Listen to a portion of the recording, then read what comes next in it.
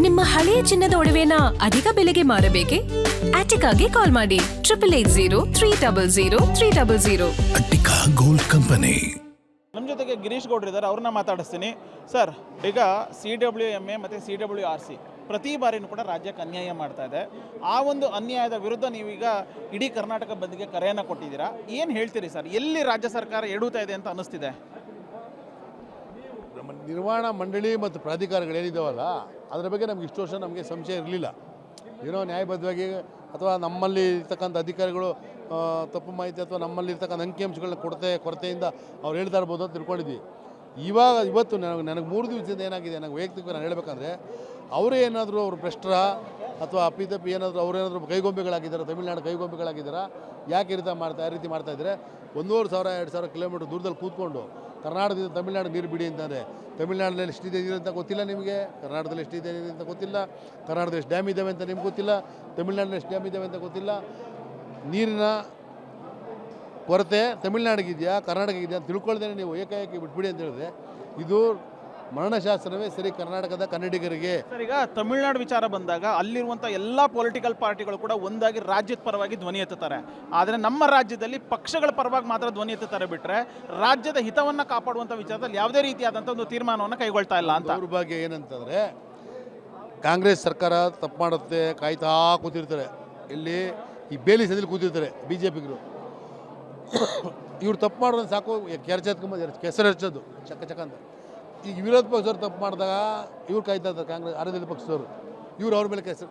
ಇದು ಬಿಟ್ಟರೆ ಒಂದಾಗಿ ಕೂತ್ಕೊಂಡು ಇವರು ಬಂದು ಏನು ಹೇಳಬೇಕಾಗಿತ್ತು ವಿರೋಧ ಪಕ್ಷದವರು, ಅವ್ರಿಗೇನಾದರೂ ಮಾನ ಮರ್ಯಾದೆ ಇದ್ದರೆ ನಾವು ಹೆಗಲು ಕೊಡ್ತೀವಿ, ಮುಖ್ಯಮಂತ್ರಿಗಳೇ ಬನ್ನಿ ಕೇಂದ್ರಕ್ಕೆ ನಿಯೋಗ ಹೋಗೋಣ, ನಾವು ಇರ್ತೀವಿ ನಿಮ್ಮ ಜೊತೆಯಲ್ಲಿ, ಮುಖ್ಯಮಂತ್ರಿ ಮನವಿ ಮಾಡೋಣ, ಪ್ರಧಾನಮಂತ್ರಿ ಮನವಿ ಮಾಡೋಣ, ದಯವಿಟ್ಟು ನಿರ್ವಹಣಾ ಮಂಡಳಿ ಪ್ರಾಧಿಕಾರಕ್ಕೆ ಹೇಳಿ ನೀರಿನ ತಡಿ ಅದನ್ನು ಅವನ ಆದೇಶವನ್ನು ಹಿಂಪಡೆಯೋದಕ್ಕೆ ಹೇಳಿ ಕೂತು ಚರ್ಚೆ ಮಾಡಿ ಸಮೀಕ್ಷಕರನ್ನ ಕಳಿಸಿ ಅಲ್ಲಿರ್ತಕ್ಕಂಥ ವಾಸ್ತವಾಂಶವನ್ನು ತಿಳ್ಕೊಂಡು ತದನಂತರ ನಾವು ಏನಾದರೂ ತೀರ್ಮಾನ ತಗೊಳ್ಳೋಣ ಅನ್ನತಕ್ಕಂಥ ಮಾತನ್ನು ಲೋಕಸಭಾ ಸದಸ್ಯರನ್ನ ಆಯ್ಕೆ ಮಾಡೋದವ್ರನ್ನ ಏನು ಕಳೆಕಾಯಿ ತಿನ್ನೋಕ್ಕೆ ಅಲ್ಲೋಗಿ ಮಜಾ ಮಾಡ್ಕೊಂಬರೋಕ್ಕಲ್ಲ, ಡೆಲ್ಲಿಗೆ ಹೋಗಿ ಕನಿಷ್ಠ ಪಕ್ಷ ಅವರು ಮಾತಾಡಬೇಕಲ್ಲ ವಾಯ್ಬಿಟ್ಟು. ಇದು ರಾಜಕಾರಣ ನಿಮ್ಮದು ಬೇರೆ, ಆದರೆ ಕಾವೇರಿ ವಿಚಾರದಲ್ಲಿ ನೀವು ಒಂದಾಗದೇ ಇರತಕ್ಕಂಥದ್ದು ಈ ನಾಡಿಗೆ ಮಾಡ್ತಾ ಇರ್ತಕ್ಕಂಥ ದ್ರೋಹ. ವಿರೋಧ ಪಕ್ಷಗಳಿದ್ದಾವಲ್ಲ, ನಾನು ಆಡಳಿತ ಪಕ್ಷಕ್ಕಿಂತ ಹೆಚ್ಚಾಗಿ ವಿರೋಧ ಪಕ್ಷವನ್ನು ಯಾಕೆ ಟೀಕೆ ಮಾಡ್ತೀನಿ ಅಂತಂದರೆ ಇವತ್ತು ನೀವು ಜೀವಂತ ಶವಗಳಾಗಿದ್ದೀರಿ. ಈ ವಿಚಾರದಲ್ಲಿ ಕಾವೇರಿ ವಿಚಾರದಲ್ಲಿ ನೀವು ಬಾಯಿ ಬಿಡ್ತಾ ಇಲ್ಲ, ಏನೋ ಬೇರೆ ಕೆಲಸಕ್ಕೆ ಬರ್ದಿರೋ ವಿಚಾರಗಳಿಗೆ ಕೂಗಾಡ್ತೀರಿ, ಕೆಲಸಕ್ಕೆ ಬರ್ದಿರೋದು ಮಾತಾಡ್ತೀರಿ, ಅವಿವೇಕತನದ ಮಾತಾಡ್ತೀರಿ. ಸರ್, ಈಗ 3ನೇ ತಾರೀಕು ತಮಿಳುನಾಡು CM ರಾಜ್ಯಕ್ಕೆ ಬರ್ತಿದ್ದಾರೆ ಸರ್. ಈ ವಿವಾದಗಳ ನಡುವೆ ಬರ್ತಾ ಇದ್ದಾರೆ. ಸೊ ಏನು ಹೇಳ್ತೀರಿ? ಮತ್ತು ನಿಮ್ಮ ನಡೆ ಯಾವ ರೀತಿಯಾಗಿರುತ್ತೆ? ಇವರು ತಮಿಳುನಾಡಿನ ಮುಖ್ಯಮಂತ್ರಿ ಬರಬೇಕಾದ್ರೆ ಅಲ್ಲಿಂದನೇ ಘೋಷಣೆ ಮಾಡ್ಕೊಂಡು ಬರಬೇಕು, ನಾನು ಕರ್ನಾಟಕದ ಮುಖ್ಯಮಂತ್ರಿನ ಭೇಟಿ ಮಾಡ್ತೀನಿ, ನಿಮ್ಮಲ್ಲಿ ತೊಂದರೆ ಇರೋದ್ರಿಂದ ನೀರು ಬಿಡಬೇಡಿ ಅಂತ ಹೇಳ್ಬಿಟ್ಟು ನಾನು ಕರ್ನಾಟಕ ಹೋಗ್ತಾ ಇದ್ದೀನಿ ಅಂತ ಅವ್ರೇನಾದರೂ ಆ ಮಾತನ್ನ ತಮಿಳುನಾಡು ಹೇಳೋರು ಬಂದರೆ ಅವ್ರನ್ನ ಸ್ವಾಗತ ಮಾಡ್ತೀವಿ.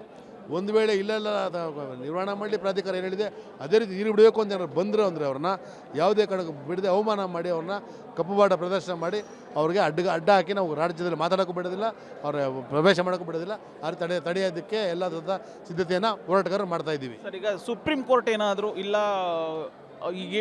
ಈಗೇನು ಆದೇಶ ಇದೆ ಅದ್ರ ಪ್ರಕಾರನೇ ನೀರು ಬಿಡಿ ಅನ್ನುವಂಥದ್ದು ಏನಾದ್ರು ಹೇಳಿದರೆ? ನಾನು ಸುಪ್ರೀಂ ಕೋರ್ಟ್ ಅಂದರೆ ನೋಡಿ, ಜನ ಮುಖ್ಯನಾ ಕೋರ್ಟ್ ಮುಖ್ಯನಾ?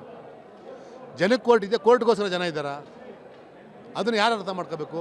ಸರ್ವೋಚ್ಚ ನ್ಯಾಯಾಲಯದ ನ್ಯಾಯಮೂರ್ತಿಗಳು ಅರ್ಥ ಮಾಡ್ಕೋಬೇಕು. ನಾನು ಸುಪ್ರೀಂ ಕೋರ್ಟ್ ಟೀಕೆ ಮಾಡ್ತಾ ಇದ್ದೀನಾ? ಇಲ್ಲ CWRC ಟೀಕೆ ಮಾಡ್ತಾರಾ? CWMA ಟೀಕೆ ಮಾಡ್ತಾ ಇದ್ದೀನಾ? ನಾನು ಟೀಕೆ ಮಾಡ್ತಾ ಇರೋದು ಏನಂದರೆ ಇಲ್ಲಿ ಆಗ್ತಾ ಇರೋದು ಅವ್ಯವಸ್ಥೆಗಳಾಗ್ತಾ ಇದೆಯಲ್ಲ, ಇಲ್ಲಿ ಮಾಡ್ತಾ ಇರೋದು ಭ್ರಷ್ಟಾಚಾರದ ಒಂದು ಕೂಪದಲ್ಲಿರ್ತಕ್ಕಂಥದ್ದನ್ನು ಹೊರಗಡೆ ತನ್ನಿ ಅಂತ ಹೇಳ್ತಾ ಇರೋದು. ಸುಪ್ರೀಂ ಕೋರ್ಟ್ ಹೇಳ್ಬಿಡ್ತೈತೆ ಅಂತಂದರೆ ಸುಪ್ರೀಂ ಕೋರ್ಟ್ ಹೇಳ್ಬಿಟ್ರೆ ಅಕಸ್ಮಾತ್ ನೀರು ಬಿಡೋಕ್ಕಾಗಿಲ್ಲ, ಎಲ್ಲರೂ ಕೈ ಕುಯ್ಕೊಂಡು ರಕ್ತ ಬಿಟ್ಟಾರೆ ಸರ್ ಸಾಕಾಗುತ್ತಾ? ಕನ್ನಡಿಗರೆಲ್ಲ ಸೇರಿಬಿಟ್ಟು ನೀರು ಕೊಡೋಕ್ಕಾಗಲ್ಲ ಅಂದರೆ ರಕ್ತ ಕೊಡಿ ಅಂತ ಹೇಳ್ತಾರೆ ಸುಪ್ರೀಂ ಕೋರ್ಟು. ರಕ್ತ ಹರಿಸ್ಬಿಟ್ಟು ಕೊಡೋಕ್ಕಾಗುತ್ತೆ ಹೇಳಿ? ಜನಕ್ಕೋಸ್ಕರ ಕೋರ್ಟ್ ಇದ್ದೇವೆ, ಕೋರ್ಟ್ಗೋಸ್ಕರ ಜನ ಇರೋದಲ್ಲ. 13ನೇ ತಾರೀಕು ಯಾವ ರೀತಿಯಾಗಿರುತ್ತೆ ಸರ್ ನಿಮ್ಮ ಹೋರಾಟ? ನೋಡಿ, ಹಿಂದೆಂದೂ ಕಂಡರಿದಂಥ ಬಂದಾಗುತ್ತೆ ಅಂತ ನನ್ನ ಅಭಿಪ್ರಾಯ. ಕಾರಣ ಏನಪ್ಪ ಅಂದರೆ, ಒಂದು ಹಳೆ ಮೈಸೂರು ಭಾಗ ಮತ್ತು ಕಾವೇರಿನ ಒಂದು ಮನೋಭಾವನೆ ಇತ್ತಂಥ ಮನಸ್ಥಿತಿಯವರು ಉಡುಪಿ, ಮಂಗಳೂರು, ದಕ್ಷಿಣ ಕನ್ನಡ, ಉತ್ತರ ಕನ್ನಡ, ಬೀದರು, ಬೆಳಗಾವಿ, ಹುಬ್ಳಿ, ಧಾರವಾಡ, ಗದಗ, ರಾಯಚೂರು, ಬಳ್ಳಾರಿ, ಹೊಸಪೇಟೆ, ಗಂಗಾವತಿ, ದಾವಣಗೆರೆ, ಚಿತ್ರದುರ್ಗ, ಚಳ್ಳಕೆರೆ ಎಲ್ಲರೂ ನಮಗೆ ಫೋನ್ ಮಾಡಿ 2,500 ಸಂಘಟನೆಗಳು ಬೆಂಬಲ ಸೂಚಿಸಿರೋದ್ರಿಂದ ಈ ಬಂದು ಅತಿ ಹೆಚ್ಚಿನ ರೀತಿಯಲ್ಲಿ ಯಶಸ್ವಿಯಾಗುತ್ತೆ ಅಂತ ಹೇಳ್ಬಿಟ್ಟು ಹೇಳೋದಕ್ಕೆ ನಾನು ಇಚ್ಛೆ ಪಡ್ತೀನಿ. ಇದಿಷ್ಟು ಗಿರೀಶ್ ಗೌಡ ಹೇಳ್ತಾ ಇರುವಂತಹ ಮಾತು. ಕ್ಯಾಮ್ರಾ ಪರ್ಸನ್ ಯುವರಾಜ್ ಜೊತೆ ಉಲ್ಲಾಸ ಸ್ಕಿರ್ವಾಸ, ಗ್ಯಾರಂಟಿ ನ್ಯೂಸ್, ಬೆಂಗಳೂರು.